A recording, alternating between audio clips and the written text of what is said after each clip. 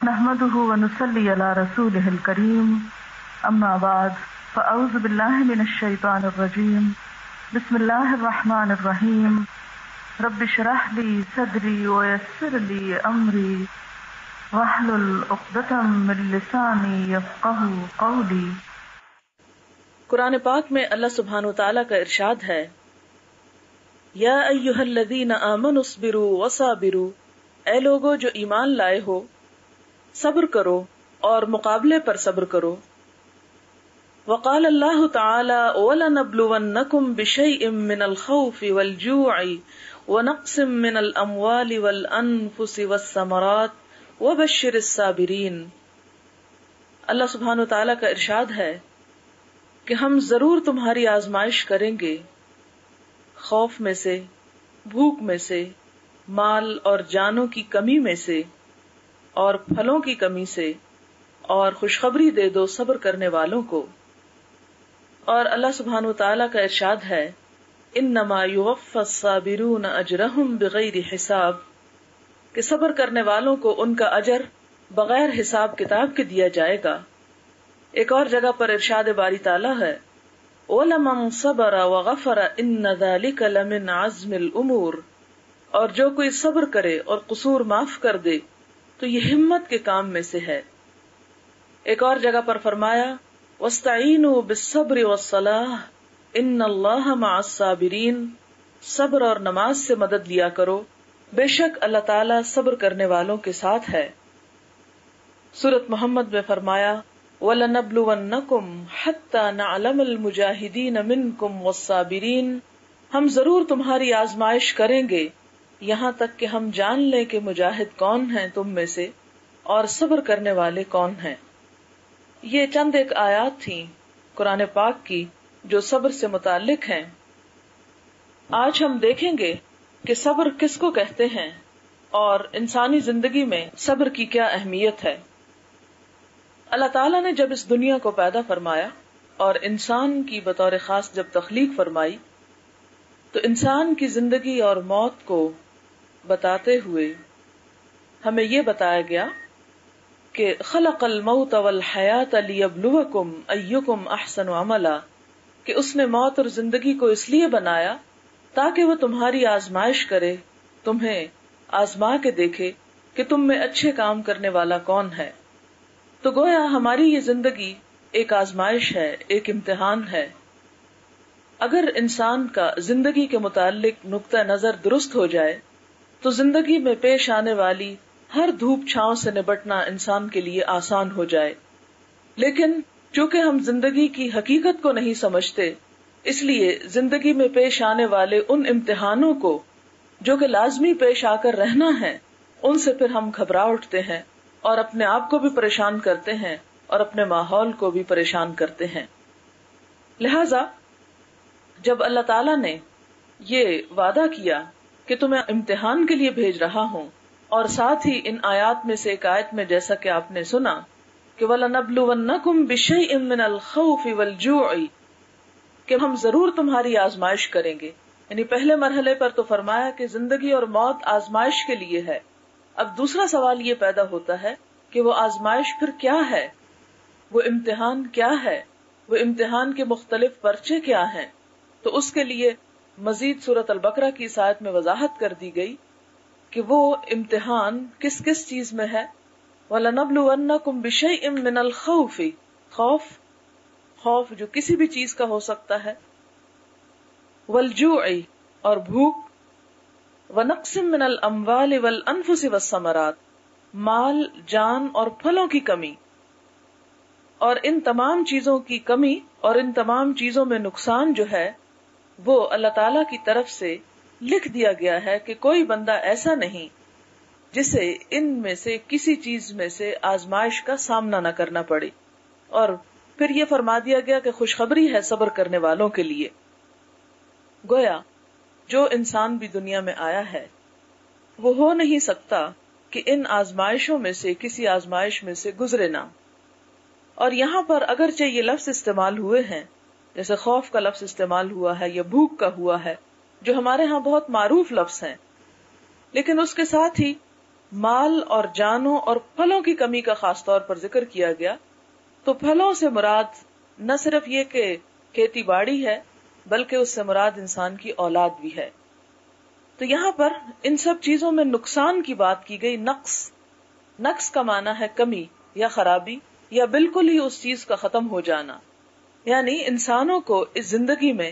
ان مختلف چیزوں کی، یعنی خاص طور پر جس کی طرف اشارہ کیا گیا کہ مال اور جان، مال کی کمی سے مراد یہ ہے کہ انسان کو جو رزق اور روزی دی گئی اس میں کمی بیشی کا ہونا، اور جانوں سے مراد یہ ہے کہ انسان کبھی بیمار ہو جائے، کیونکہ نقص سے مراد اگر خرابی بھی لی جائے نقصان کے علاوہ، تو اس سے مراد یہ بھی ہو سکتا ہے کہ انسان کبھی صحت مند ہے تو کبھی بیمار ہے، اور وقت کے ساتھ ساتھ انسان کی جو قوتیں ہیں اور صلاحیتیں ہیں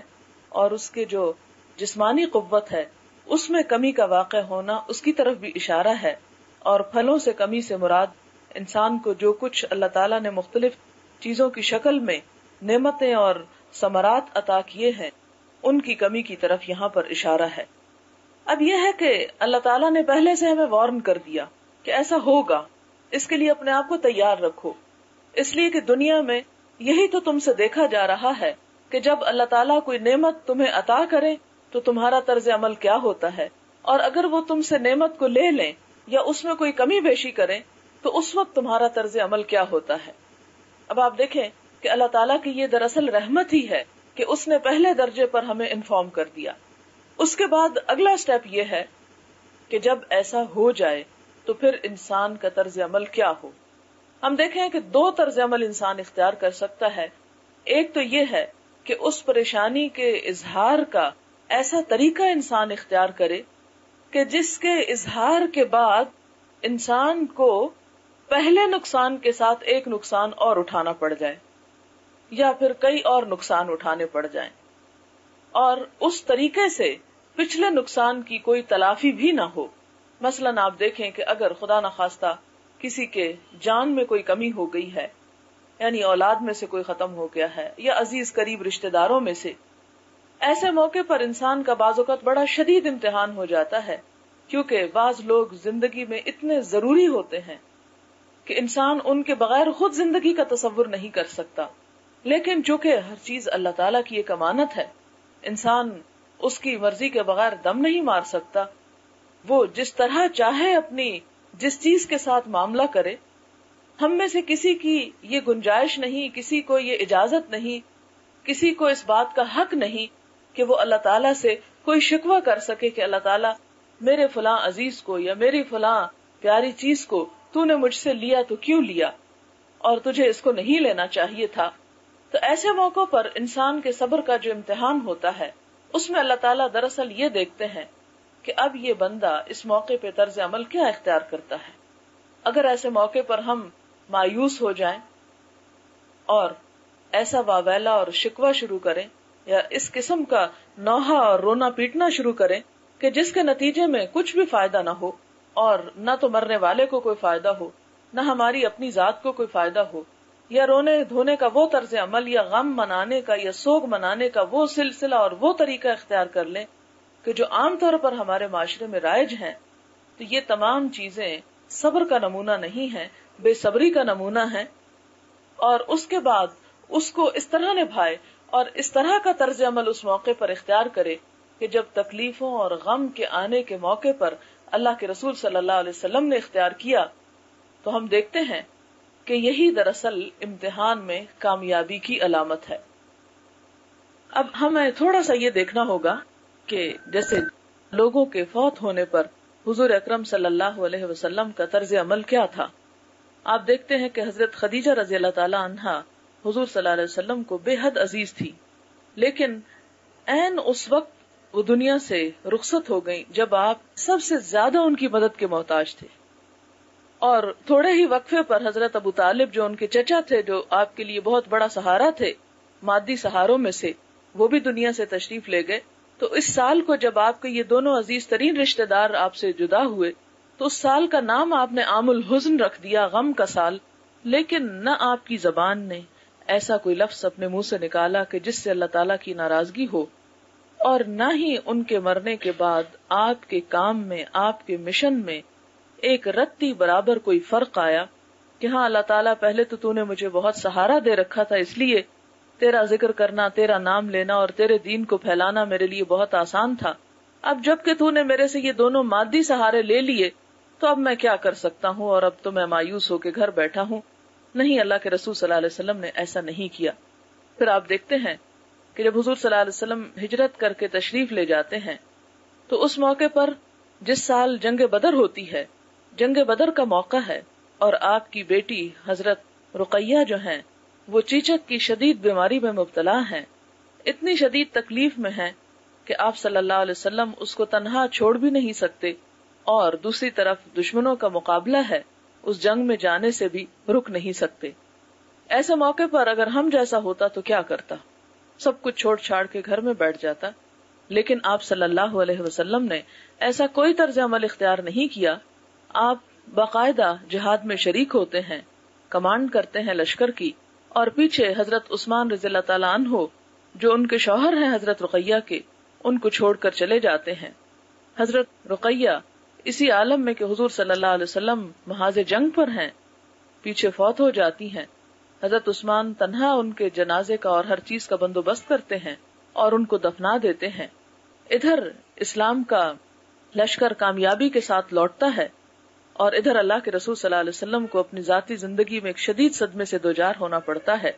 لیکن ہم دیکھتے ہیں کہ کسی موقع پر بھی آپ اپنے فرض سے کوتاہی نہیں کرتے، بلکہ اس میدان میں پورے کے پورے نظر آتے ہیں اللہ تعالیٰ کی پکار پر لبیک کہتے ہوئے۔ تو ایک بندہ مومن کا طرز عمل کیا ہو سکتا ہے؟ یہی کہ اس کے اوپر اپنے دیگر فرائض جو عائد ہوتے ہیں ان کو نبھائے۔ عام طور پر ہمارے ہاں یہ ہوتا ہے کہ جب بہت ساری نعمتوں میں سے صرف ایک نعمت میں کچھ کمی ہو جاتی ہے تو ہم ساری نعمتوں کو بھول کر، ان سب کو چھوڑ کر صرف ایک کمی کو اپنے سامنے لے کے بیٹھ جاتے ہیں۔ پچھلے دنوں کسی کے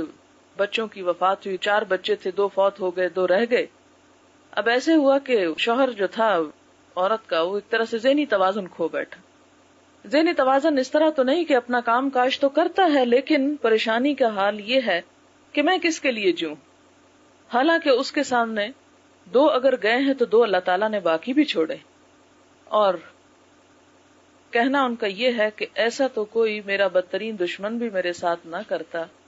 جو اللہ تعالیٰ نے کیا۔ یہ چونکہ ایک سینٹنس ہے جو میں نے سنا، اس کو اس لیے ریپیٹ کر رہی ہوں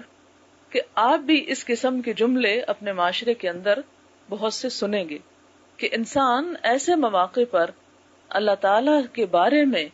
ایسی ایسی گفتگو کرنا شروع کر دیتا ہے کہ جو انسان اپنی ان تمام نعمتوں کو فراموش کر کے ہی کرتا ہے جو اللہ تعالیٰ اس کو دیتے ہیں۔ ایسے موقع پر انسان کو کیا کرنا چاہیے؟ جب دکھ کے اور تکلیف اور نقصان کے لمحات آئیں تو اس چیز کو جو ہاتھ سے چلی گئی اس کو غور کرنے کی بجائے اور اس پر سارا زور لگانے کی بجائے اور اس پر پریشان ہونے کی بجائے انسان کی کوشش اس معاملے میں رہے کہ وہ اللہ تعالیٰ کے احسانات اور نعمتوں کو یاد کرے کہ اگر یہ نہیں ایک طرف تو یہ تو بہت ساری نعمتیں اللہ تعالیٰ نے دے رکھی ہیں۔ پچھلے دنوں کی بات ہے کہ کسی نے ذکر کیا کہ ان کی بچی ایک پڑھنے میں تھوڑی سی کمزور تھی، تو انہوں نے اپنی ایک اور جاننے والی کی بچی کو دیکھا کہ وہ اسی کی ایج میں پڑھنے میں بہت ہی ذہین اور بہت تیز، تو ان کو اس بات کا خیال آیا کہ میرے پہ شاید نعوذ باللہ اللہ تعالیٰ کی طرف سے کوئی ظلم ہوا ہے کہ مجھے مقابلتاً ایک ایسی اولاد عطا کی کہ جو اس طرح کمپیٹ نہیں کر سکتی دوسروں کے مقابلے میں۔ لیکن تھوڑی ہی دیر کے بعد پتا چلا کہ ان کی دوسری بچی ہینڈی کیپڈ ہے، جبکہ اس خاتون کے دوسرے بچے بالکل صحیح سلامت۔ اب ان 2 چیزوں پر جب انسان ایک ہوش کی نگاہ سے نظر ڈالتا ہے تو دیکھتا ہے کہ اگر کوئی بچہ ذرا عمر کے کسی حصے میں اگر تھوڑا سا اپنی پروگرس میں سلو ہے تو شکر ادا کرنا چاہیے کہ وہ اپنے آپ کو سنبھال سکتا ہے، وہ چل پھر سکتا ہے، وہ بولتا ہے، ایک نارمل انسان کی طرح نظر آتا ہے۔ کہاں یہ کہ اگر اللہ تعالیٰ نے کسی کو ایک نعمت بہت اعلیٰ درجے کی دی ہے تو دوسری طرف اس کی آزمائش بھی اتنی ہی سخت ہو گئی۔ یہ مثالیں میں اس لیے دے رہی ہوں کہ یہ ہماری عملی زندگی سے متعلق ہیں۔ عموماً ہمارے بچوں میں سے، ہمارے گھر میں سے اگر بے شمار نعمتیں ہیں اور کہیں ایک چیز کی کمی ہے تو ہم یہ نہیں دیکھتے کہ اللہ تعالیٰ نے دوسروں کے مقابلے میں ہمیں کیا کچھ عطا کر رکھا ہے، ہمیں صرف وہ نظر آتا ہے کہ جو دوسروں کے مقابلے میں ہمیں ملا نہیں. اسی لیے پھر ہم حوصلہ بھی چھوڑ دیتے ہیں, ہمت بھی ہار دیتے ہیں. حالانکہ ہونا یہ چاہیے کہ جس طرح ہمیں سکھایا گیا کہ دنیا کے معاملے میں انسان اپنے سے نیچے کے لوگوں کو دیکھے اور دین کے معاملے میں اپنے سے آگے جانے والوں کو دیکھے, تو اس طرح انسان کے دل میں اللہ تعالیٰ کا شکر جو ہے وہ زیادہ بہتر طور پر پیدا ہو سکتا ہے. اس سے پہلے مرنے کی بات میں کر رہی تھی, تو اس سلسلے میں اللہ تعالیٰ نے ایک اور چیز بھی سکھائی, اور وہ یہ ہے کہ وبشر الصابرین, اور خوشخبری دے دو صبر کرنے والوں کو, الذین اذا اصابتہم مصیبت, جب ان پہ کوئی مصیبت آتی ہے, قالوا انا للہ و انا الیہ راجعون, تو وہ کہتے ہیں کہ بے شک ہم اللہ کے لیے ہیں اور اسی کی طرف لوٹ کر جانے والے ہیں. تو یہاں خوشخبری دی گئی صبر کرنے والوں کو, جن کا دل جو ہے وہ اللہ تعالیٰ کے شکر کی طرف جمع ہوا ہوتا ہے, اور ان کی زبان پر یہ کلمات ہوتے ہیں کہ ہم بھی تو اللہ ہی کے ہیں اور یہ سب کچھ اللہ کی امانت ہے. وہ چیز اگر اللہ کے پاس پہنچ گئی, جس کی تھی اس تک واپس چلی گئی, تو ہم بھی تو اسی کے ہیں, ہم بھی اسی کی طرف لوٹ کے جانے والے ہیں. اگر ہمارے عزیز رشتہ دار, بچہ یا شوہر یا بہن یا بھائی یا اولاد میں سے کوئی ہم سے پہلے چلا گیا, تو ہم بھی اسی راستے کے مسافر ہیں. ہمیں بھی اب اس راستے کی تیاری کرنی چاہیے, وہاں کے بارے میں سوچنا چاہیے کہ ہمیں کیا کچھ ضرورت ہے, بجائے اس کے کہ ہم یہ دیکھیں کہ وہ چلا گیا اور ہم اپنی اس زندگی کو بھی حرام کر لیں اور اگلی زندگی کو بھی ناشکری کر کے اللہ تعالیٰ کی عذاب والی یا تکلیف دہ بنا لیں. صبر کے بارے میں چند ایک احادیث ہیں, میں آپ کے سامنے رکھتی ہوں اور ساتھ ساتھ کچھ وضاحت بھی ہوتی جائے گی. حضرت ابو مالک اشعری بیان فرماتے ہیں کہ رسول اللہ صلی اللہ علیہ وسلم نے فرمایا, طہارت ایمان کا حصہ ہے, الحمدللہ کا کلمہ ترازو اعمال کو بھر دے گا. یعنی جب انسان کسی نعمت کو پانے کے بعد الحمدللہ کہتا ہے, تو اس ایک قول کا اتنا وزن ہوتا ہے کہ نامہ اعمال کا جو ترازو ہے وہ اسی کو بھر دینے کے لیے کافی ہو جاتا ہے. سبحان اللہ, الحمدللہ کے کلمات آسمان زمین کے درمیان فضا کو بھر دیتے ہیں. یعنی انسان اگر تکلیف کے موقع پر اللہ کا ذکر کرتا ہے اور اللہ کو یاد کرتا رہتا ہے, تو وہ چیز جو اس کے ہاتھ سے لی جاتی ہے, اس کے صلے میں اس کو اتنا بڑا اجر اور اتنی بڑی جزا دی جاتی ہے کہ انسان اس کا تصور بھی نہیں کر سکتا, جس کو مثال کے طور پر یہ فرمایا کہ وہ پوری فضا کو بھر دینے والی ہے. پھر فرمایا کہ نماز نور ہے, صدقہ دینا ایمان کی دلیل ہے, اور صبر کرنا روشنی ہے. قرآن پاک تیرے موافق یا مخالف دلیل کی حیثیت رکھتا ہے, یعنی یا تو تیرے حق میں حجت بنے گا, تمہارے حق میں گواہی دے گا, یا تمہارے خلاف گواہی دے گا. ہر انسان نیک کام کر کے اپنے نفس کو جہنم سے آزاد کرنے والا ہے اور اس کو اللہ کے راستے میں بیچ ڈالتا ہے, یا برے کام کر کے اس کو تباہ و برباد کرنے والا ہے. یعنی ہر انسان اپنے نفس کا ایک طرح سے سودا کیے ہوئے. یہ ہمارے پاس ہمارا جو جسم ہے یا ہماری جو روح ہے, یہ سب کچھ دراصل کیا ہے, ایک امانت ہے. اور پھر اللہ تعالیٰ نے, جیسے کہ سورۃ التوبہ میں آتا ہے, ان اللہ اشتری من المؤمنین اموالہم وانفسہم بان لہم الجنہ, کہ اللہ تعالیٰ نے مومنوں سے ان کی جان اور مال خرید لیے ہیں بدلے اس کے کہ ان کے لیے جنت ہے. تو گویا ہر انسان اپنے نفس کا سودا کرنے والا ہے, اور سودے سے مراد کیا ہے کہ ہم کس طرح کا معاملہ اور کس طرح کا طرز عمل زندگی میں اختیار کرنے والے ہیں کہ جس کے نتیجے میں ہمارے لیے آخرت میں بھلائی ہو سکتی ہے یا پھر عذاب ہو سکتا ہے. پھر اسی طرح اگلی حدیث ہے جس میں حضور صلی اللہ علیہ وسلم سے کسی نے سوال کیا, آپ نے انہیں دیا, پھر اس نے دوبارہ آپ سے کچھ مانگا, آپ نے انہیں پھر دیا, یہاں تک کہ جو مال آپ کے پاس تھا ختم ہو گیا. تمام مال ختم کر لینے کے بعد آپ نے فرمایا, جو مال میرے پاس آتا ہے میں اس کو تم سے روک کر نہیں رکھتا, البتہ جو شخص سوال کرنے سے بچا رہا اللہ تعالیٰ اس کو بچائے رکھتا ہے, اور جو شخص استغنا اختیار کرتا ہے یعنی غنی بن کے دکھاتا ہے اللہ تعالیٰ اس کو غنی کر دیتے ہیں, اور جو شخص صبر کرنے کی کوشش کرتا ہے اللہ تعالیٰ اسے صابر بنا دیتے ہیں, اور کوئی شخص صبر سے بہتر اور وسیع تر عطیہ نہیں دیا گیا. یعنی صبر انسان کو کس طرح آتا ہے, کوشش سے آتا ہے, خود بخود نہیں چلا آتا. انسان ایسی گفتگو کرے, ایسی نعمتوں کے بارے میں سوچے, اللہ تعالیٰ سے دعا کرے تو اللہ تعالیٰ بھی اس کو صبر عطا کرتے ہیں. لیکن اگر انسان تھوڑی دلی کا ثبوت دیتا ہے اور ایسی گفتگو کرتا ہے اور ایسا طرز عمل اختیار کرتا ہے کہ جس سے جان بوجھ کے اپنے آپ کو غم زدہ رکھے، تو پھر اللہ تعالیٰ بھی اس سے صبر کی توفیق چھین لیتے ہیں۔ اصل میں نے عام طور پر یہ بھی دیکھا ہے کہ غم زدہ رہنا یا غم کا ضرورت سے زیادہ اظہار کرنا ہماری ایک معاشرتی مجبوری بن گئی۔ ایک شخص اپنے غم کو بھلانا بھی چاہتا ہے تو لوگ اسے بھلانے نہیں دینا چاہتے، لوگ اس پہ باتیں بناتے ہیں اور کہتے ہیں دیکھو اس کو تو کوئی غم ہی نہیں، اور اس کو تو کوئی پریشانی ہی نہیں، اور اس کو تو اس قدر بے نیازی ہے۔ تو یہاں پر اللہ تعالیٰ فرماتے ہیں کہ ہاں، جو شخص بے نیاز بننے کی کوشش کرتا ہے اور دنیا کے روگ اور غم اپنی جان کو لگا کے نہیں رکھتا، بلکہ اپنی اللہ تعالیٰ کی طرف سے دی ہوئی نعمتوں پہ شکر ادا کر کے اللہ کو بھی راضی رکھنا چاہتا ہے اور اپنے آپ کو بھی کسی مفید کام میں استعمال کرنا چاہتا ہے، تو یہ چیز عموماً شیطان ہونے نہیں دینا چاہتا۔ وہ یہ چاہتا ہے کہ ہم غم کے ایسے مصنوعی، جھوٹے اور ایسے طریقے اختیار کریں کہ جس کی وجہ سے لوگوں کی نظر میں ہمارا مقام بنے اور لوگ یہ کہہ سکیں کہ فلاں نے تو بڑا زبردست غم منایا ہے اور بہت ہی غم کرنے والا اور اپنے عزیزوں اور رشتہ داروں کے پیچھے رونے والا اور ان کا بہت ہی خیر خواہ اور ہمدرد ہوتا ہے۔ کئی ایسے واقعات بھی آپ کے سامنے آئے ہوں گے زندگی میں، آپ نے دیکھا ہوگا میاں بیوی ہیں یا بہن بھائی ہیں یا اولاد والدین ہیں، زندگی میں ایک دوسرے کی شکل نہیں دیکھنا چاہتے، زندگی میں سارا وقت نوک جھونک ہوتی رہتی ہے، لڑائی جھگڑا ہوتا رہتا ہے، ایک دوسرے کے وجود کو گوارا نہیں کرتے، لیکن صرف دنیا کو دکھانے کے لیے غم کے اظہار کے ایسے ایسے طریقے اختیار کیے جاتے ہیں کہ اس دھوکہ بازی پہ شیطان بھی مات کھا جائے۔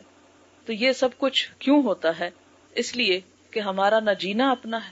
اور نہ مرنا اپنا ہے، نہ ہماری زندگی اپنی ہے اور نہ موت اپنی، اللہ کی ہے۔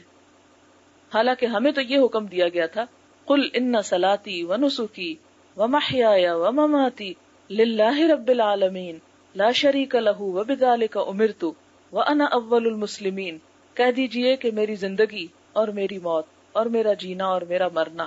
اور میری نماز اور میری قربانی سب اللہ رب العالمین کے لیے ہے جس کا کوئی شریک نہیں۔ آپ دیکھیں کہ ہماری شادی بیاہ کی رسمیں وہ سراسر دکھاوا اور جھوٹ اور فریب پر مبنی، اور ہماری موت اور غمی کی رسمیں اس میں بھی اکثریت اسی قسم کی رسموں کی پائی جاتی ہے۔ مجھے ذاتی طور پر کچھ لوگوں کے ساتھ تعزیت کے لیے جانے کا اتفاق ہوا۔ خواتین جتنی دیر ٹریول کر رہی ہیں، ہنس رہی ہیں، کھا رہی ہیں، پی رہی ہیں، بول رہی ہیں، دنیا بھر کے قصے بتائے جا رہے ہیں، لیکن جو ہی میت کے گھر میں قدم رکھتی ہیں ایسی چیخ و پکار بلند کرتی ہیں کہ گویا اس سے بڑی مصیبت ان پہ کبھی آئی ہی نہ ہو۔ یہ منافقت نہیں تو اور کیا ہے کہ کہیں پر آپ کچھ ہیں اور کہیں آپ کچھ اور بن کے دکھا رہے ہیں۔ اگر آپ کے دل میں واقعی غم کی ایسی چوٹ لگی ہوئی ہے تو اس غم کے احترام میں آپ پہلے ہی کچھ خاموشی اختیار کریں۔ یعنی ہنستے کھیلتے معلوم نہیں وہ کیا ڈرامہ ہوتا ہے کہ جو یکا یک عود کر آتا ہے اور دوسروں کے سامنے چیخ پکار بلند کی جاتی ہے۔ تو اس بات سے خدا سے ڈرنا چاہیے اور ایسے طرز عمل اختیار کرتے ہوئے اور ایسی دوغلی پالیسی اختیار کرتے ہوئے خدا کا خوف کرنا چاہیے کہ وہ یہ سب کچھ رو کے جو دکھایا جا رہا ہے یہ کس کو خوش کرنے کے لیے، کیونکہ اللہ تعالیٰ نے تو اس بات سے منع کیا ہے۔ آپ کو معلوم ہوگا کہ ایک دفعہ حضور صلی اللہ علیہ وسلم نے عورتوں کے رونے پیٹنے اور بین کرنے کی آوازیں سنی تو آپ نے کہا کہ ان کو منع کرو، اس لیے کہ یہ چیز جاہلیت میں سے ہے، اور میت کے پیچھے بلند آواز سے رونا اور بین کرنا جو ہے یہ آپ نے فرمایا کہ جس نے اپنا گریبان پھاڑا اور اپنے چہرے کو پیٹا وہ ہم میں سے نہیں۔ یعنی غم کا ایسا طریقہ جو غیر انسانی ہو اس کو اختیار کرنے سے اسلام نے منع کیا۔ اور ایک اور موقع پر جب آپ نے عورتوں کو منع کیا اور وہ باز نہ آئیں تو آپ نے کہا کہ جاؤ ان کے منہ پہ مٹی پھینکو، کہ یہ کس قسم کی حرکات اختیار کرنے والی ہیں، یہ انسانی تہذیب کے دائرے سے باہر ہیں۔ لیکن اس کا یہ مطلب نہیں کہ انسان کو رونے سے منع کیا گیا ہے۔ آپ صلی اللہ علیہ وسلم کی گود میں آپ کا ایک نواسا تھا جو اس وقت موت اور زندگی کی کشمکش میں تھا، اور ایک اور موقع پر آپ کا بیٹا تھا ابراہیم علیہ السلام، تو آپ صلی اللہ علیہ وسلم کی آنکھوں میں آنسو تھے اور آپ غم کا اظہار کر رہے تھے۔ اس پر صحابہ کرام نے بڑے تعجب کا اظہار کیا کہ اللہ کے رسول صلی اللہ علیہ وسلم آپ بھی روتے ہیں؟ آپ نے فرمایا ہاں، دل غم زدہ ہے، آنکھ آنسو بہاتی ہے، لیکن زبان سے کوئی ایسا کلمہ نہیں نکلے گا جو اللہ تعالیٰ کو ناراض کرنے والا ہو۔ یعنی کوئی ایسا طرز عمل کہ جس سے خدا کی ناراضگی. اب دیکھیں کہ ایسے موقعوں پر آپ شاید اس بات کو مائنڈ بھی کریں کہ میں بہت ہی کھلی باتیں کر رہی ہوں اور ایسی چیزوں کو سامنے لا رہی ہوں کہ آپ کہیں کہ شاید یہ بہت سنگ دل ہے اور اس کو تو کسی چیز کا غم نہیں ہوتا.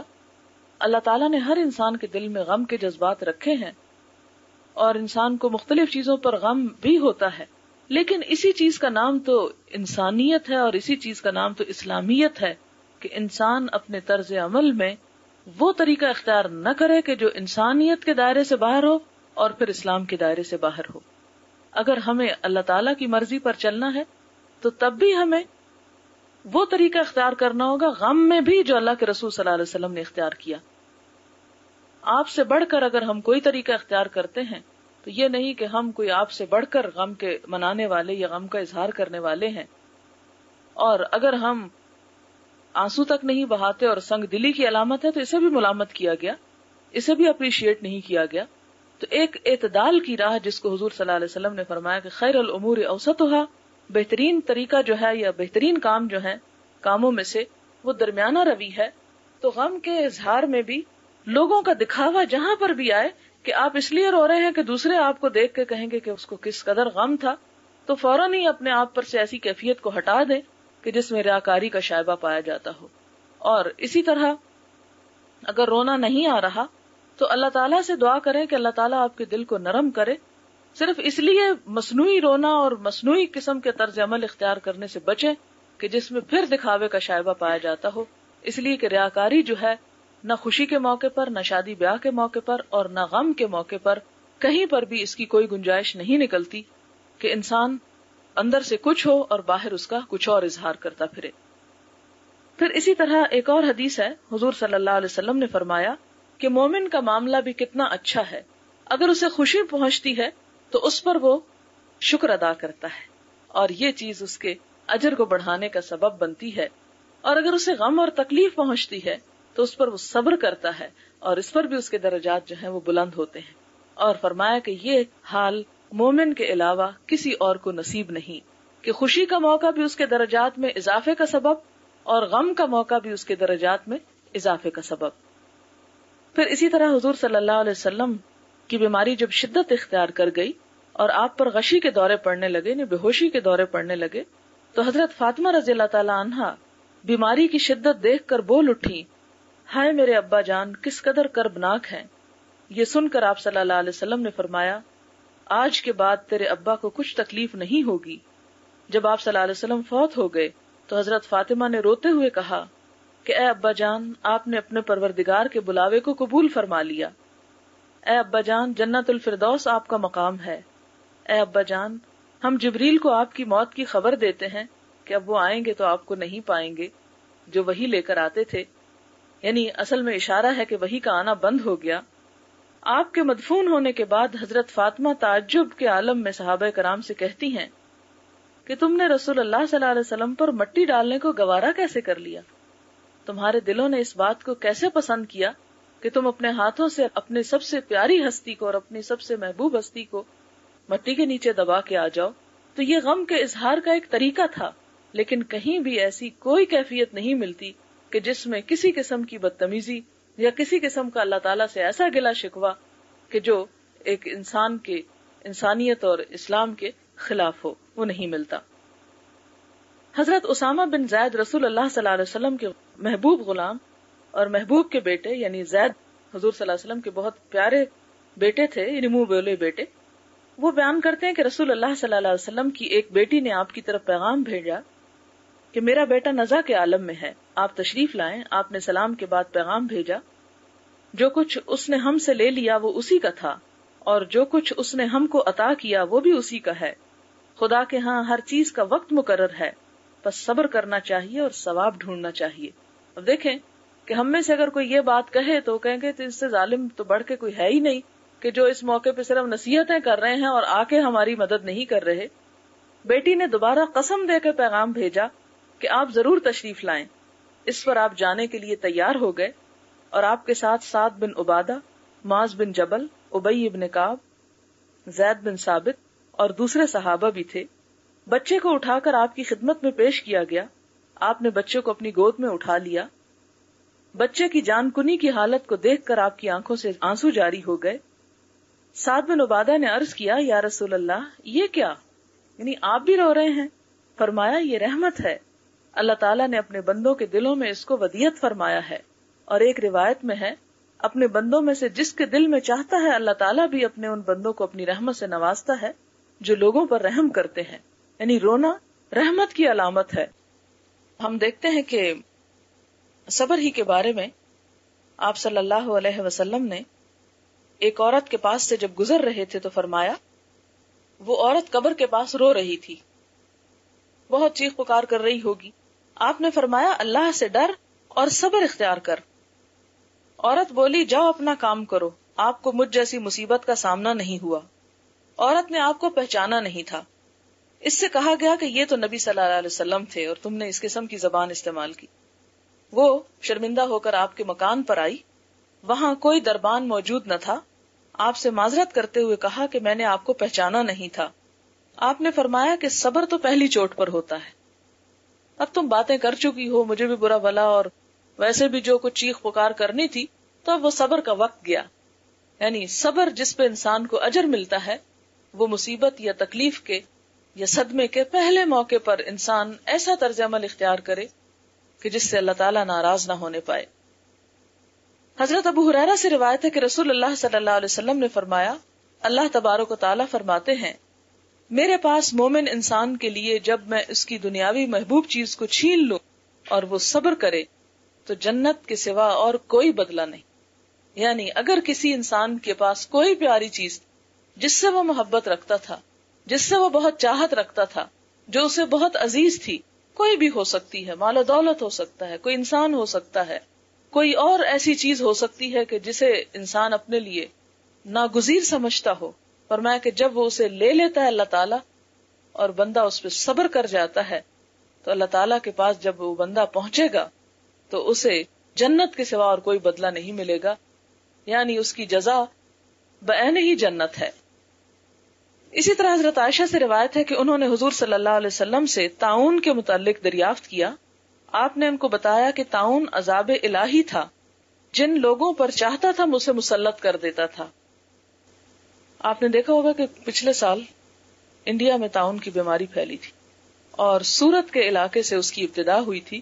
اور آپ کو یہ بھی شاید معلوم ہو، اخباروں میں آپ نے پڑھا ہوگا کہ یہ وہ علاقہ تھا جہاں مسلمانوں پر بہت ظلم و ستم ہوئے، ان کو نمازیں پڑھنے سے روکا گیا، ان کی مسجدوں کو برباد کیا گیا اور ان کے دین کی شدید قسم کی توہین کی گئی تھی۔ اور دنیا میں جبکہ اس وقت طاعون ایک طرح سے بالکل ختم ہو چکا ہے، وہ بیماری جو ہے یکا یک پھر وہ وبا پھوٹ پڑی۔ اس موقع پر ہندوؤں کو جب یہ احساس ہوا کہ یہ ایک عذاب کی شکل ہے جو ہم پہ آئی ہے، تو ایک اخبار میں نے پڑھا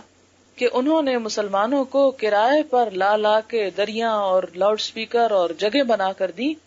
کہ وہ اپنے جمعے اور نماز جو ہے وہ جاری رکھیں، اور باقاعدہ ان سے معافی مانگی، کیونکہ یہ ایک عذاب الہی کی شکل تھی جو ان پر آئی۔ تو یہاں پر بھی اللہ تعالیٰ فرماتے ہیں کہ یہ عذاب کی ایک شکل تھی، جن لوگوں پہ اللہ تعالیٰ چاہتا اسے مسلط کر دیتا۔ اب اللہ تعالیٰ نے اس کو ایمانداروں کے لیے رحمت بنا دیا ہے، یعنی گناہگاروں کے لیے عذاب ہے، لیکن بعض اوقات انسان سوچتا ہے کہ فلان شخص تو بڑا نیک تھا، اس پہ کیوں مصیبت آ گئی، اور وہ دوسروں سے بعض اوقات چھپتا چھپاتا پھرتا ہے کہ لوگ میرے بارے میں بری رائے قائم کریں گے کہ اگر اتنا ہی اچھا تھا تو اس پہ مصیبت تو نہیں آنی چاہیے تھی یا اس پہ تکلیف نہیں آنی چاہیے تھی۔ تو فرمایا کہ یہ اسی بیماری کو جو گناہگاروں کے لیے عذاب ہے، ایمانداروں کے لیے رحمت۔ پس جو مومن انسان طاعون کی بیماری میں مبتلا ہو جائے وہ صبر اور طلب ثواب کی نیت سے اپنے شہر ہی میں رہے، یعنی وہاں سے نہ نکلے تاکہ جراثیم جو ہے وہ دوسرے علاقوں میں نہ پھیلیں، اور اس بات پر یقین کر لے کہ اللہ نے جو لکھ دیا ہے وہ پہنچ کر رہے گا، تو اس کو شہید کے برابر ثواب ملے گا۔ یعنی اگر انسان ایسے موقع پر جبکہ اس کے پاس کوئی اور صورت نہ ہو، اللہ تعالیٰ کے فیصلے کا وہ پابند رہے، اللہ تعالیٰ کی نافرمانی کی کوئی کام نہ کرے، تو ایسی صورت میں آنے والی تکلیف بھی انسان کے لیے باعث رحمت ہوتی ہے۔ جہاں تک تکلیف اور مصیبت اور عذاب کسی چیز کے آنے کا تعلق ہے، تو آپ دیکھیں کہ دنیا میں جتنے زیادہ نیک انسان گزرے ان پہ آزمائشیں بھی اتنی ہی بڑی گزریں۔ اس کے بارے میں حضور صلی اللہ علیہ وسلم نے فرمایا کہ جب اللہ تعالیٰ کسی قوم سے محبت کرتا ہے تو ان کو آزما لیتا ہے، انہیں کسی آزمائش میں ڈال دیتا ہے. جو اللہ کی آزمائش پر صبر و رضا کا مظاہرہ کرتے ہیں اللہ تعالیٰ ان سے راضی ہو جاتا ہے، اور جو اس کی بھیجی ہوئی آزمائش پر بے صبری کا مظاہرہ کرتے ہیں اور اللہ تعالیٰ سے ناراض ہوتے ہیں تو اللہ تعالیٰ بھی ان سے ناراض ہو جاتا ہے. تو صبر دراصل ایک ایسا امتحان ہوتا ہے، یہ مصیبت ایک ایسا امتحان ہوتی ہے جو انسان کے درجات کو بلند کرنے کے لیے آتی ہے. آپ دیکھیں کہ آپ نے بہت سی جماعتیں پاس کی ہوں گی، پہلی جماعت سے لے کے جہاں جہاں تک آپ نے پڑھا تو آپ نے دیکھا ہوگا کہ ہر امتحان ایک مصیبت تھی. کوئی بھی طالب علم خواہ وہ پہلی جماعت کا امتحان کیوں نہ دے، کبھی خوشی سے امتحان نہیں دیتا. ہر شخص امتحان سے بھاگتا ہے اور اسے پریشان ہوتا ہے. لیکن آپ دیکھیں کہ یہ بھی نہیں ہوتا کہ امتحان کے بغیر پھر انسان کوئی ڈگری حاصل کر سکے یا اگلے درجے میں منتقل ہو سکے. تو انسان کو اگلا درجہ پانے کے لیے ایک تکلیف سے گزرنا ہی پڑتا ہے. اسی طرح آپ دیکھیں کہ بچے کا حصول ماں کے لیے کتنی خوشی کی بات ہوتی ہے، لیکن اس خوشی سے حاصل کرنے سے پہلے ماں کتنے کرب اور تکلیف اور مصیبت اور پریشانی سے گزرتی ہے. وہی کر سکتا ہے کہ جو ان سب چیزوں کو گزار چکا ہو. لیکن اگر کوئی شخص یہ کہے کہ یہ سب تکلیفیں تو میں نہیں گزار سکتا لیکن وہ خوشی چاہتا ہوں جو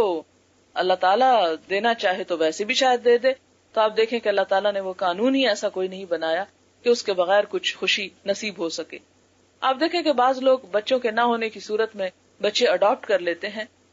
ٹھیک ہے، وہ بچے بھی بڑے پیارے ہوتے ہیں، لیکن وہ بچہ جو تکلیف کے بعد اور مشکل مرحلے کے بعد انسان کو نصیب ہوتا ہے اس کی قدر ہی کچھ اور ہوتی ہے. پھر اسی طرح ہم دیکھتے ہیں کہ حضور صلی اللہ علیہ وسلم نے فرمایا کہ جب اللہ تعالیٰ کسی انسان کو اس کی دو پیاری چیزوں میں مبتلا کر دے، یعنی اس کی آنکھیں جاتی رہیں، بینائی جاتی رہے، نابینا ہو جائے انسان، اور اس پر وہ صبر کر لے، یعنی اللہ تعالیٰ سے شکوہ نہ کرے، ناراض نہ ہو، تو اللہ تعالیٰ فرماتے ہیں کہ ان کے عوض میں اس کو جنت عطا کروں گا. یہ بخاری کی روایت ہے. اسی طرح ایک اور حدیث میں آتا ہے کہ حضرت عطا بن ابی رباح بیان کرتے ہیں کہ مجھے عبداللہ بن عباس نے کہا کہ میں تجھے جنت کی حقدار عورت نہ دکھاؤں، یعنی میں دکھاؤں دنیا میں ایک عورت جس سے جنت میں جانا ہے. تو ظاہر ہے کہ اگر ہمیں کوئی کہے تو ہم تو بہت ہی شوق سے دیکھیں کہ واقعی ہمیں بھی پتا چلے کہ اس کا کیا عمل ہے. تو انہوں نے کہا کہ ضرور دکھائیے. اس نے کہا کہ یہ سیاہ فام عورت، کالی کلوٹی عورت حضور صلی اللہ علیہ وسلم کی خدمت میں آ کے کہنے لگی کہ مجھے مرگی کا دورہ پڑتا ہے اور میرے شرمگاہ سے کپڑا ہٹ جاتا ہے تو مجھے پتہ ہی نہیں چلتا اس بے ہوشی میں. آپ میرے لیے اللہ تعالیٰ سے دعا کیجئے کہ اللہ تعالیٰ مجھے صحت عطا کرے. آپ نے فرمایا اگر تو صبر کر سکے تو اس کا ثواب جنت ہے، اور اگر تو چاہے تو میں اس کے لیے تیری صحت کی دعا کر سکتا ہوں. اس نے کہا میں صبر کرتی ہوں، لیکن میرے لیے دعا کریں کہ میری بے پردگی نہ ہو. آپ نے دعا فرمائی اور اس کے بعد اس کی بے پردگی تو نہ ہوئی، لیکن اس عورت نے ایک اتنی بڑی بیماری کو صرف اس لیے قبول کر لیا، اس لیے اللہ کا فیصلہ سمجھ کر اس پہ راضی ہو گئی کہ اس مشکل کے عوض میں اللہ کے ہاں جنت ملے گی. حضرت عبداللہ بن مسعود بیان کرتے ہیں، کہتے ہیں کہ گویا کہ میں رسول اللہ صلی اللہ علیہ وسلم کو دیکھ رہا ہوں. آپ انبیاء کرام سے ایک پیغمبر کے بارے میں فرما رہے تھے کہ اس کو اس کی قوم نے اس قدر مارا کہ اس کو لہو لہان کر لیا. یعنی ایک نبی کو اس کی قوم نے اتنا مارا کہ لہو لہان کر دیا. وہ اپنے چہرے سے خون پوچھ رہے تھے اور کہہ رہے تھے اے اللہ میری قوم کو معاف کر دے، یہ جانتے نہیں ہیں. یعنی یہ ہے صبر کا طریقہ کہ دوسرے لوگ جب حد سے زیادہ بھی ستائیں تو اس پر ان کو بھی معاف کر دے اور کہے کہ اللہ یہ لا علم ہے، انجان لوگ ہیں، تو ان کو بھی معاف کر دے. اور اس طرح انسان پہ جو مشکل وقت گزرتا ہے اس کے صلے میں اسے اللہ تعالیٰ اپنی رضا عطا کرتے ہیں اور ثواب کی امید. اگلی حدیث صحیح بخاری اور مسلم کی ہے. حضرت ابو سعید خدری بیان کرتے ہیں اور حضرت ابو ہریرہ بھی کہ نبی صلی اللہ علیہ وسلم نے فرمایا مسلمان کو جو بھی تھکان، بیماری، غم، تکلیف، حتیٰ کہ کانٹا لگنے سے جو پریشانی ہوتی ہے اس کے بدلے میں اس کے صغیرہ گناہ معاف ہو جاتے ہیں. یعنی چھوٹے چھوٹے گناہ جو ہوتے ہیں وہ ان کا ازالہ سارا دن ہوتا رہتا ہے چھوٹی چھوٹی تکلیفوں کے ساتھ. لہذا انسان کو ان پر پریشان نہیں ہونا چاہیے. ایک اور حدیث میں ہے حضرت عبداللہ بن مسعود فرماتے ہیں کہ میں نبی صلی اللہ علیہ وسلم کی خدمت میں حاضر ہوا. آپ بخار میں مبتلا تھے میں نے عرض کیا یا رسول اللہ آپ تو شدید بخار میں مبتلا ہیں. فرمایا ہاں مجھے تمہارے 2 آدمیوں کے برابر بخار ہوتا ہے، یعنی جو تم میں سے ایک کو ہوتا ہے اتنا 2 لوگوں کو ہو تو وہ مجھے ایک کو ہوتا ہے. میں نے عرض کیا کیا اس لیے کہ آپ کو دگنا ثواب ملے گا؟ آپ نے فرمایا ہاں یہی بات ہے. بالکل اسی طرح جس مسلمان کو کانٹا چبھنے یا اس سے زیادہ کسی مصیبت کی زحمت اٹھانا پڑتی ہے تو اللہ تعالیٰ اس کے عوض میں اس کے گناہ معاف فرما دیتے ہیں، اور گناہ اس سے یوں صاف ہو جاتے ہیں جیسے درخت کے پتے گر جاتے ہیں، یعنی اس طرح سب گناہ اس سے جھڑ جاتے ہیں. تو یہاں پر آپ دیکھیں کہ عموماً انسان دیکھتا ہے اور کہتا ہے کہ میری زندگی میں تو کوئی خوشی ہی نہیں اور میں نے تو پریشانیوں کے علاوہ کچھ پایا ہی نہیں، اور دوسرے انسان کیسے ہنستے ہیں، بولتے ہیں، خوشیاں مناتے ہیں، لیکن مجھے تو کوئی خوشی ہی نہیں ملی. تو ایسی صورت میں اسے یقین رکھنا چاہیے کہ ایک بات تو یہ کہ کوئی انسان ایسا نہیں جسے خوشی نہ ملی ہو. ایسا کہنا بھی ایک ناشکری کی علامت ہے، اس سے بچنا چاہیے. اور دوسرا یہ کہ اگر کہیں آزمائش دوسروں کی نسبت زیادہ آ گئی تو اس پر توقع بھی زیادہ رکھنی چاہیے کہ وہ اجر ملے گا جو دوسرے کو نہیں ملے گا. اور دنیا میں ملنے والی خوشیاں تو سب عارضی ہیں، اور صبر کر کے ہمیشہ کی پائیدار خوشی جو ہے وہ حاصل کرنا ہی دراصل انسان کی کامیابی کی علامت ہے. اسی طرح حضور صلی اللہ علیہ وسلم نے فرمایا کہ من یرد اللہ بہ خیرا یصب منہ، جس کے ساتھ اللہ بھلائی کا ارادہ فرماتے ہیں اس کو مصیبت میں گرفتار رکھتے ہیں. یعنی ایک سے نکلتا ہے تو کسی اور میں پڑ جاتا ہے، اس سے فارغ ہوتا ہے تو کسی اور میں پڑ جاتا ہے. تو یہ دراصل اللہ تعالیٰ کی نظر کرم ایک طرح سے ہوتی ہے کہ اسے آزما آزما کر سونا بناتا چلا جاتا ہے اور اپنے قریب سے قریب تر کرتا چلا جاتا ہے. لیکن اس کا یہ مطلب نہیں کہ انسان آزمائشیں مانگے، آزمائش کبھی مانگنی نہیں چاہیے، لیکن اگر آ جائے تو انسان کو اس پر صبر کر کے زیادہ سے زیادہ اجر کمانا چاہیے. حضرت انس بیان کرتے ہیں کہ رسول اللہ صلی اللہ علیہ وسلم نے فرمایا کسی تکلیف کے آنے پر کوئی شخص موت کی آرزو نہ کرے، موت نہ مانگے. اگر اس سے کوئی چارہ نہ ہو تو یہ کلمات کہے اللہم احینی ما کانت الحیات خیرا لی وتوفنی ما اذا کانت الوفات خیرا لی، کہ اللہ مجھے اس وقت تک زندہ رکھنا جب تک کہ زندگی میرے حق میں بہتر ہے، اور اس وقت مجھے موت دے دینا جب کہ فوت ہونا میرے حق میں بہتر ہو. لیکن پھر بھی یہ نہیں کہا گیا کہ کوئی شخص موت کی تمنا کرے کہ اس سے تو بہتر ہے میں مر ہی جاؤں. نہیں، یہ نہیں کہنا چاہیے. حضرت خباب بن ارت بیان کرتے ہیں کہ ہم نے رسول اللہ صلی اللہ علیہ وسلم سے کفار کی ایذا رسانیوں کا شکوہ کیا. آپ کعبہ کے سائے میں ایک چادر کو تکیہ بنا کر لیٹے ہوئے تھے. ہم نے عرض کیا آپ ہمارے لیے غلبے کی دعا کیوں نہیں کرتے کہ اللہ تعالیٰ ہمیں کفار پہ غلبہ عطا کرے. آپ نے فرمایا تم سے پہلے بعض لوگوں کا حال یہ ہوتا کہ ان میں سے ان کو پکڑ لیا جاتا، پھر گڑھا کھودا جاتا، اس میں ان کو گاڑ دیا جاتا جیسے کوئی درخت گڑا ہوتا زمین میں، پھر اس کے سر پہ آرا چلایا جاتا، اس کے 2 ٹکڑے کر دیے جاتے، اور بعض کو لوہے کی کنگھیوں سے اس کے گوشت کو نوچا جاتا حتیٰ کہ ہڈیاں متاثر ہو جاتی، لیکن اس کے باوجود وہ دین سے روگردانی نہ کرتا. تب دیکھیں کہ پہلی امتوں کے اوپر کس قدر آزمائشیں گزری. لہذا حضور صلی اللہ علیہ وسلم کے ساتھیوں پر جو بہت آزمائشیں گزر رہی تھی، آپ نے یہ نہیں کہا کہ ہاں واقعی تم بڑے مظلوم ہو اور تم پہ بڑا ظلم ہو رہا ہے. آپ نے ان کو ایسی مثال سامنے لا کر دی جس میں بتایا گیا کہ ان سے بڑھ کر بھی آزمائشیں لوگوں پر گزری ہیں. پھر فرمایا خدا کی قسم اللہ تعالیٰ اسلام کی تکمیل کرے گا اور امن کی یہ کیفیت ہوگی کہ ایک سفر کرنے والا صنعاء سے حضر موت تک سفر کرے گا، لیکن وہ صرف خدا سے ڈرتا ہوگا اور اس کے علاوہ کسی اور سے نہ ڈرے گا، اور اپنی بکریوں پر سوائے بھیڑیوں کے کسی چیز کا خوف نہ رکھے گا، لیکن تم جلد بازی سے کام لے رہے ہو. ایک اور حدیث ہے، حضرت عبداللہ بن مسعود بیان کرتے ہیں کہ جنگ حنین میں حضور صلی اللہ علیہ وسلم نے غنیمتوں کو تقسیم کرتے ہوئے کچھ لوگوں کے ساتھ ترجیحی سلوک اختیار فرمایا. چنانچہ اقرا بن حابس کو 100 اونٹ عطا فرمائے، اویانا بن حسن کو بھی اتنے ہی دیے، اور عرب کے اشراف کے ساتھ ترجیحی سلوک کرتے ہوئے انہیں زیادہ دیا. ایک شخص بول اٹھا اللہ کی قسم یہ تقسیم منصفانہ نہیں، اور نہ ہی اس میں اللہ کی رضا کو ملحوظ خاطر رکھا گیا ہے. یعنی آپ دیکھیں کہ حضور صلی اللہ علیہ وسلم پر بھری محفل میں اس قسم کا اعتراض کہ جو کسی بھی طور پر جائز نہ تھا. یعنی آپ خود سوچیں کہ آپ صلی اللہ علیہ وسلم جو بھی ڈیسیژن لیتے، جو بھی فیصلہ کرتے اور جو بھی طرز عمل اختیار کرتے، اس کو اللہ تعالیٰ کی پوری تائید حاصل ہوتی تھی. جب یہ بات آپ کو بتائی گئی تو آپ کا چہرہ مبارک سرخ ہو گیا. پھر فرمایا کہ جب اللہ اور اس کا رسول عدل و انصاف نہ کریں گے تو پھر کون انصاف کرے گا. یعنی یہ دراصل ایک طرح سے حضور صلی اللہ علیہ وسلم کی غیبت کی گئی تھی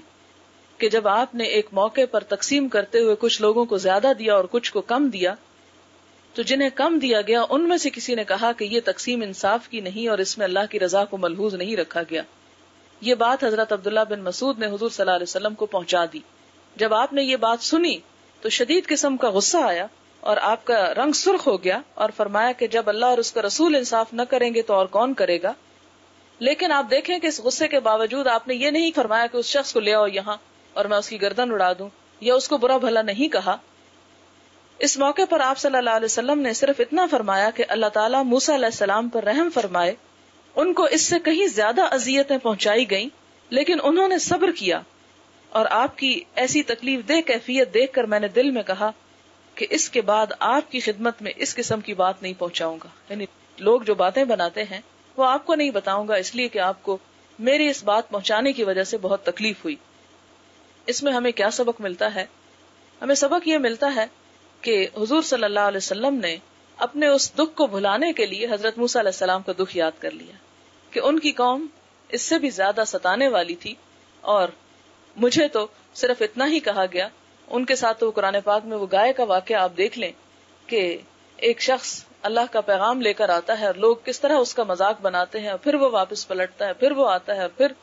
اسی طرح اور بہت سے مواقع پر بنی اسرائیل آپ دیکھیں, حضرت موسیٰ علیہ السلام تورات لینے کے لیے گئے تو پیچھے سے بنی اسرائیل نے بچڑے کو معبود بنا لیا. اسی طرح اور بے شمار کام ایسے کہ جب وہ سمندر پار کر کے جا رہے تھے, کہیں راستے میں لوگوں کو دیکھا کہ وہ بتوں کی عبادت کر رہے ہیں تو کہنے لگے کہ ہمیں بھی اسی طرح کے الہ بنا دو جس طرح ان لوگوں کے ہیں. تو جگہ جگہ وہ ستانے والی نالائق قوم تھی, لیکن حضرت موسیٰ علیہ السلام اتنے ہی زیادہ صبر کرنے والے تھے. تو حضور صلی اللہ علیہ وسلم نے ایسے موقع پر اس بات کو یاد کر لیا. اسی طرح ایک اور حدیث ہے کہ حضور صلی اللہ علیہ وسلم نے فرمایا کہ جب اللہ تعالیٰ اپنے کسی بندے کے ساتھ بھلائی کا ارادہ فرماتا ہے تو دنیا میں ہی اس کو جلدی سزا دے دیتا ہے, اور جب کسی بندے کے ساتھ برائی کا ارادہ کرتا ہے تو باوجود اس کے گناہوں کے سزا دینے سے بند رہتا ہے, یعنی دنیا میں سزا نہیں دیتا. تو اس بات سے ڈرنا چاہیے کہ ایک بندہ جو غلط کام بھی کرتا ہو اور پھر دنیا میں اس پر کوئی آزمائش بھی نہ آئے تو ہم کہتے ہیں کتنا خوش قسمت کہ سب کچھ جو کرنا چاہتا ہے کر گزرتا اور پھر بھی دنیا میں خوشحال ہے. لیکن یہ دراصل ایک طرح سے اللہ تعالیٰ کا عذاب ہوتا ہے, یہاں تک کہ قیامت کے دن اس کو پوری تکلیف دیتا ہے. نبی صلی اللہ علیہ وسلم نے فرمایا ثواب کی زیادتی تکلیفوں کی زیادتی پر موقوف ہے. بے شک اللہ تعالیٰ جب کسی قوم کو محبوب سمجھتا ہے تو اس کو آزمائشوں میں گرفتار کرتا ہے, بس جو شخص آزمائشوں کے باوجود خوش رہا اس کو اللہ تعالیٰ کی خوشنودی حاصل ہوگی, اور جو شخص ناخوش ہوا اللہ تعالیٰ اس سے ناخوش ہو گیا. اور اسی طرح وہ حدیث بھی آپ کو یاد رہے کہ قیامت کے دن جب صبر کرنے والوں کو ان کا بہترین اجر دیا جائے گا تو جو لوگ دنیا میں جنہوں نے صبر نہیں کیا ہوگا یا دنیا میں جن پر کوئی مصیبت نہیں آئی ہوگی وہ تمنا کریں گے کہ اے کاش ہماری جلد کینچیوں سے کاٹ ڈالی جاتی اور ہمیں دنیا میں طرح طرح سے آزمایا جاتا تاکہ آج ہم بھی وہ اجر پاتے کہ جو دوسرے لوگوں کو مل رہا ہے. تو یہ چند باتیں تھی, تو امید ہے کہ یہ بات کافی حد تک واضح ہو چکی ہوگی. صبر کا باب جو ہے وہ کافی طویل ہے, تو میں تھوڑا سا وقفہ آپ کو دینا چاہتی ہوں سوالوں کے لیے اسی موضوع سے متعلق. لیکن جی کے متعلق ہے جو کہ ابھی تک ہر شخص جو ہے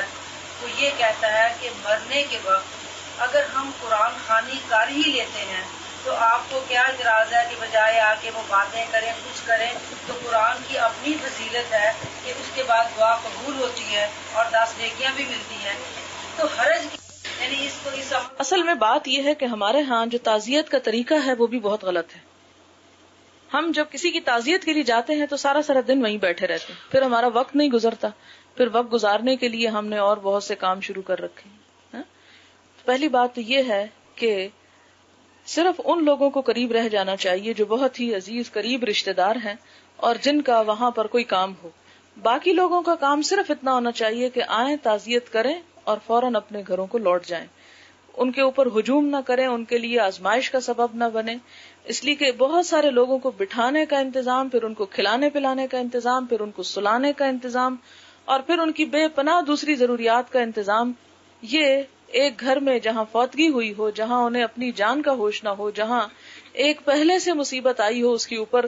مہمان بن کر دوسروں کو اور اذیت دینا جو ہے یہ کچھ درست نہیں. ہاں جو قریب ترین لوگ ہیں، اپنے بہن بھائی ہیں، والدین ہیں، اولاد ہے، قریبی رشتہ دار ہیں، وہ تو ٹھیک ہے، لیکن یہ جس طریقے سے ہمارے ہاں معاملہ کیا جاتا ہے وہ بات درست نہیں ہے. تو کیا طریقہ ہے کہ جب جائیں 5-10 منٹ بیٹھیں یا آدھا گھنٹہ، تو تعزیت کا کیا مطلب ہے اور یہ فاتحہ خوانی کیا چیز ہے، تو کس طرح سے صحیح طریقہ ہے؟ دیکھیں کہ سورۃ الفاتحہ کا آپ سب کو ترجمہ آتا ہوگا، اس لیے کہ نماز میں شامل ہے، تو اس کا ترجمہ تو آپ دیکھ سکتے ہیں. اگر نہیں تو میں آپ کو سنا دیتی ہوں. آپ تصور میں لائیں کہ ایک شخص مرا ہوا ہے، آپ اس کے لیے یہ سورت پڑھ رہے ہیں، اس کو اس سے کیا فائدہ ہوگا کہ سب تعریف اللہ رب العالمین کے لیے ہے جو تمام جہانوں کا پالنے والا ہے، بہت مہربان اور بار بار رحم فرمانے والا، روز جزا کا مالک ہے. اے اللہ ہم تیری ہی بندگی کرتے ہیں، تجھ سے ہی ہم مدد چاہتے ہیں، تو ہمیں سیدھا راستہ دکھا، ان لوگوں کا راستہ جن پر تو نے انعام کیا، نہ ان لوگوں کا جن پہ تیرا غضب ہوا اور نہ جو گمراہ ہوئے. اب یہ تو ایک زندہ انسان کی اپنی ذات کے لیے دعا ہے کہ اللہ تو ہمیں سیدھا راستہ دکھا. مرنے والے کو اب سیدھا راستہ نہیں، بخشش چاہیے. اس موقع پر جو دعا کرنی چاہیے وہ احادیث کی کتابوں میں موجود ہے، لیکن مشکل یہ ہے کہ چونکہ ہمارے پاس وقت نہیں ہوتا اس لیے ہم یہ دعائیں یاد نہیں کر پاتے. وہ مسنون دعا جو ہے، وہ یہ جو پیارے رسول کی پیاری دعائیں ہیں اس میں بھی آپ کو مل جائے گی، اور اگر اس میں نہ ہو تو مشکات شریف میں وہ دعا موجود ہے. اور اگر آپ کو دعا بھی یاد نہ ہو تو آپ کم از کم یہ کر سکتے ہیں کہ اس کا ترجمہ اگر آپ کو آتا ہو تو آپ وہی پڑھ لیں. دعا یہ ہے مشکات شریف کی کہ اللہم اغفر لہ، اے اللہ اس کی بخشش فرما، ورحم ہو اس پہ رحم کر یعنی مرنے والے پہ، وعافہ اور اسے عافیت دے یعنی ہر مصیبت سے بچائے رکھ، واعف عنہ اور اس سے درگزر فرما، واکرم نزلہ اور سخاوت کے ساتھ اس کی مہمانی فرما، ووسع مدخلہ اور اس کے داخلے کی جگہ کو کھلا کر دے، واغسلہ بالماء والثلج والبرد اور اس کو دھو ڈال پانی سے اور برف سے اور اولوں سے. یہ ایک انداز ہے کہنے کا نہیں، اچھی طرح صاف کر دے اسے تمام گناہوں سے. وَنَقِّهِ مِنَ الْخَطَايَا اور پاک کر دے اسے خطاؤں سے. كَمَا نَقَّيْتَ الثَّوْبَ الْأَبْيَضَ مِنَ الدَّنَسِ جس طرح تو سفید کپڑے کو میل سے پاک کرتا ہے،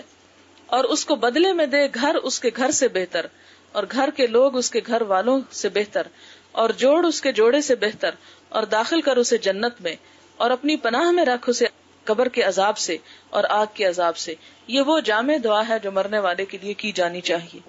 اور اس کے علاوہ جو جنازے کی دعا ہے وہ بھی کی جانی چاہیے. آپ کو معلوم ہوگا کہ ایک صحابی کی وفات پر آپ صلی اللہ علیہ وسلم نے 9 تکبیریں کہیں، یعنی اتنی دعائیں مانگی ان کی. تو اس پر صحابہ کرام نے پوچھا کہ اللہ کے رسول صلی اللہ علیہ وسلم کیا آپ بھول گئے؟ عموماً تو یہ تھا نا 3 دفعہ ہوتا ہے اللہ اکبر اور پھر اللہ اکبر. یہاں تو ہم جنازہ عموماً نہیں دیکھتے، حرم میں آپ نے دیکھا ہوگا جب نماز کے بعد عموماً جنازہ پڑھایا جاتا ہے 2-3 تکبیریں ہوتی ہیں. تو آپ نے فرمایا کہ ان کا مقام اس سے کہیں بلند تھا کہ ان کے لیے اور بھی تکبیریں کہی جاتی. تو گویا جنازے میں بھی لمبی دعا، اور آپ صلی اللہ علیہ وسلم کا یہ معمول بھی تھا کہ قبر میں دفنانے کے بعد بھی لمبی دعا کیا کرتے تھے. تو گھر کی عورتیں جب میت کو لے جایا جائے تو پیچھے بیٹھ کے کثرت سے دعا کریں، کیونکہ اس وقت مردہ جو ہے وہ دعا کا زیادہ مستحق ہوتا ہے. آپ صلی اللہ علیہ وسلم نے ایک صحابی تھے، ان کو سانپ نے ڈس لیا اور نوجوان تھے، تو لوگوں نے کہا کہ اللہ کے رسول صلی اللہ علیہ وسلم آپ دعا کیجئے کہ اللہ تعالیٰ انہیں زندہ کر دے. آپ نے فرمایا زندہ تو اب نہیں ہو سکتے، اب ان کے لیے دعا کرو. ایک اور جگہ پر آتا ہے کہ آپ صلی اللہ علیہ وسلم نے فرمایا کہ مرنے والا قبر میں ڈوبتے ہوئے فریادی کی طرح ہوتا ہے. جیسے ڈوب رہا ہوتا ہے نا بندہ، فریادیں کرتا ہے، چیختا پکارتا ہے بچاؤ مجھے، نکالو اس گڑھے سے باہر. تو آپ نے فرمایا کہ جب زندہ لوگ جو پیچھے ہوتے ہیں اس کے لیے دعا کرتے ہیں تو وہ دعا جب پہنچتی ہے اس کو تو اسے ہر اس چیز سے زیادہ پیاری ہوتی ہے جو وہ دنیا میں چھوڑ کے آیا ہوتا ہے، ہر چیز سے زیادہ عزیز ہوتی. لہذا مردے کے حق میں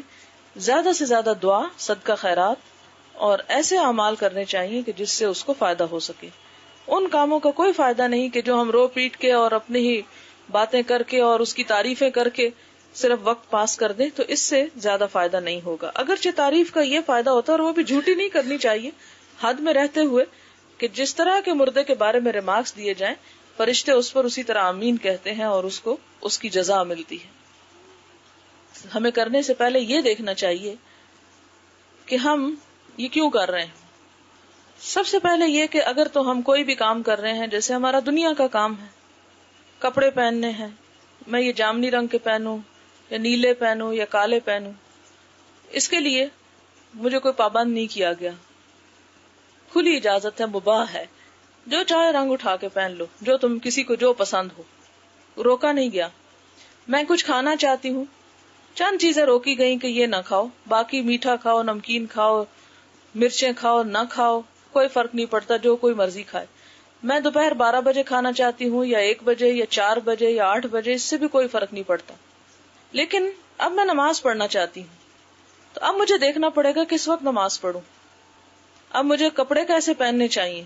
اس وقت مجھے دیکھنا پڑے گا کہ میں نے سر ڈھانکا ہوا ہے کہ نہیں، میرا جسم ڈھکا ہوا ہے کہ نہیں، جگہ پاک ہے کہ نہیں، میرا منہ قبلے کی طرف ہے کہ نہیں، ان چیزوں کی مجھے پابندی کرنی پڑے گی۔ اور حضور صلی اللہ علیہ وسلم نے اس کے بارے میں فرمایا کہ سلو کما رأیتمونی اصلی، نماز اس طرح پڑھو جس طرح تم مجھے دیکھتے ہو کہ میں نماز پڑھتا ہوں۔ اسی طرح جب ہم کسی مردے کو غسل دیتے ہیں تو ہمیں اپنی مرضی سے نہیں نہلانا ہوگا، بلکہ یہ دیکھنا ہوگا کہ حضور صلی اللہ علیہ وسلم نے غسل کے بارے میں کیا فرمایا۔ جب ہم اس کو کفن دینے لگیں گے تو ہمیں دیکھنا ہوگا کہ کفن کا طریقہ کیا ہے اسلام میں۔ جب ہم اسے دفنانے لگتے ہیں تو ہمیں دیکھنا ہوگا کہ قبر کا سرانہ کدھر ہو اور پائنتی کدھر ہو، اور مردے کو اس میں کس طرف رکھا جائے گا، اس کا منہ کدھر ہوگا، اس کی پاؤں کدھر ہوں گے، اس کا رخ کس طرف ہوگا چہرے کا، دفناتے ہوئے کیا دعا پڑھنی ہے، اس میں ہمیں دیکھنا پڑے گا کہ اللہ کے رسول صلی اللہ علیہ وسلم نے کیا دعا پڑھی۔ قبر کس طرح بنانی ہے، کچی بنانی کہ پکی بنانی ہے، اس کے بارے میں حضور صلی اللہ علیہ وسلم کی تعلیمات ہمیں بتائی گئی کہ اس طریقے سے قبر بنائی جائے گی۔ پھر اسی طرح اس کے بعد کیا دعائیں پڑھنی ہیں وہ بھی آپ صلی اللہ علیہ وسلم نے پڑھی، وہ بھی سنت کی کتابوں میں ملتی ہیں، اس کو بھی ہم اسی طرح کریں گے جس طرح آپ صلی اللہ علیہ وسلم نے کیا۔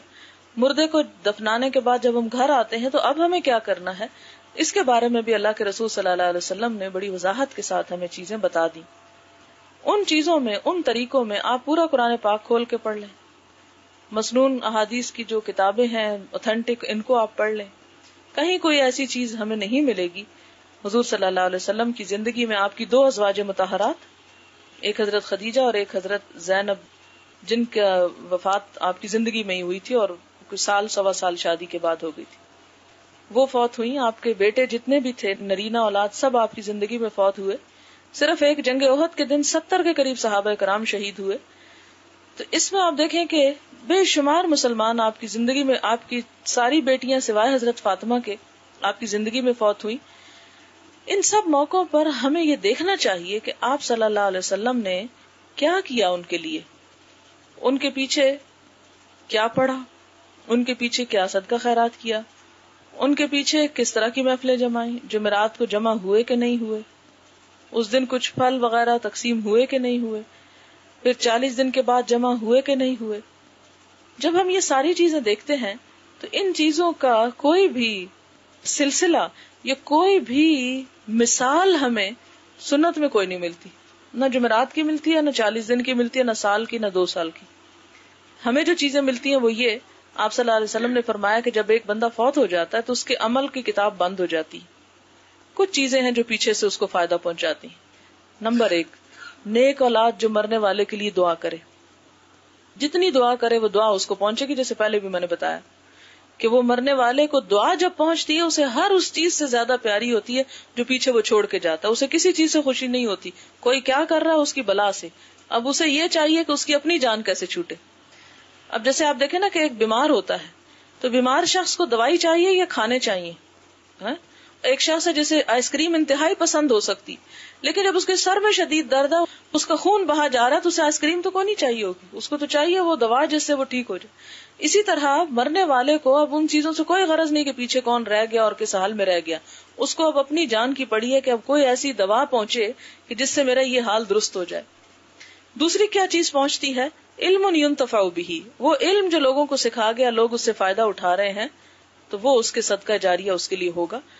یا یہ کہ مرنے والے کے پیچھے ایسے کام کیے جائیں کہ جس سے اس کے نام پر علمی ادارے قائم کیے جائیں، یا اس کے نام پہ آپ کوئی کتاب چھپوائیں، یا کوئی کسی غریب بچے کو پڑھائیں، غریب چھوڑ اپنے کسی رشتہ دار کو پڑھائیں، کوئی بھی کام اس کی نیت سے آپ کریں علم کی ایکٹیویٹی کا، وہ اس کو ثواب پہنچتا ہے۔ تیسرا یہ صدقہ جاریہ، صدقہ جاریہ سے مراد یہ کہ کسی ایسے نیک کام میں پیسے خرچ کرنا، میت خود کر جائے یا میت کے پیچھے والے کریں، کہ جس سے لوگوں کو عام فیض پہنچے. مثلاً کسی گاؤں میں سڑک نہیں، سڑک بنوا دی جائے، کہیں پانی کا انتظام نہیں، پانی کھدوا دیا جائے، کنواں بنوا دیا جائے، ٹیپ لگوا دی جائے، کسی کی موٹر لگوا دی جائے. اسی طرح اگر کہیں پر کوئی بیمار ہے تو اس کے علاج کا انتظام کیا جائے. آپ کو معلوم ہے کہ کیسی کیسی بیماریاں اس دور میں آ چکی ہیں. ایک خدا نخواستہ کسی کو کینسر ہو جائے تو اچھا بھلا گھرانہ جو ہے وہ تباہ و برباد ہو کے رہ جاتا ہے. ایک ایک انجیکشن جو لگتا ہے اس کی قیمت آپ کو معلوم ہوگی کہ ہزاروں میں جاتا ہے. تو ایسی صورت میں کتنی تکلیف اور کرب سے گزرتے ہیں وہ مریض جو ہسپتالوں میں پڑے، مگر ہمیں ہوش ہی نہیں، ہم تو اپنی خوشیوں سے نہیں فارغ کہ ہم کبھی جا کے خبر لیں کہ ان کے اوپر کیا گزرتی. کیونکہ آپ کو معلوم ہے کہ جو شخص کسی کی تکلیف دور کرتا ہے اللہ تعالیٰ اس کی تکلیف دور کرتا ہے. تو ایسے نیکی کے وہ کام کہ جس میں کسی انسان کی بھلائی ہو، ان کی تو مثالیں ہمیں سنت میں بھی ملتی ہیں اور اس کی تاکید بھی ہمیں ملتی ہے. رہے یہ کام تو یہ عموماً ہمارے ہاں دوسرے کلچر کے اثر سے آئی ہیں یہ چیزیں، اور ان کو اگر سنت کی معیار پہ لا کے دیکھا جائے تو کہیں اس کا کوئی جواز نہیں ملتا کہ ہم سب رشتہ دار اکٹھے ہو جائیں اور ہم مزے مزے کے پھل بیٹھ کے کھائیں اور یہ کہیں کہ اس کا میت کو بڑا ثواب پہنچ رہا ہے. حضور صلی اللہ علیہ وسلم نے تو ایسی کوئی تعلیم ہمیں نہیں دی. میت کو ثواب اسی صورت میں پہنچے گا جب آپ کسی غریب کے منہ میں وہ چیز ڈالیں گے یا کسی ضرورت مند کو وہ چیز پہنچائیں گے یا لوگوں سے جہالت اور بے دینی اور گمراہی اور فساد کو دور کرنے کے لیے کوئی پیسہ خرچ کریں گے تو وہ انشاءاللہ میت کو پہنچے گا. سبحانک اللہم و بحمدک نشہد ان لا الہ الا انت نستغفرک و نتوب الیک. السلام علیکم و رحمۃ اللہ وبرکاتہ.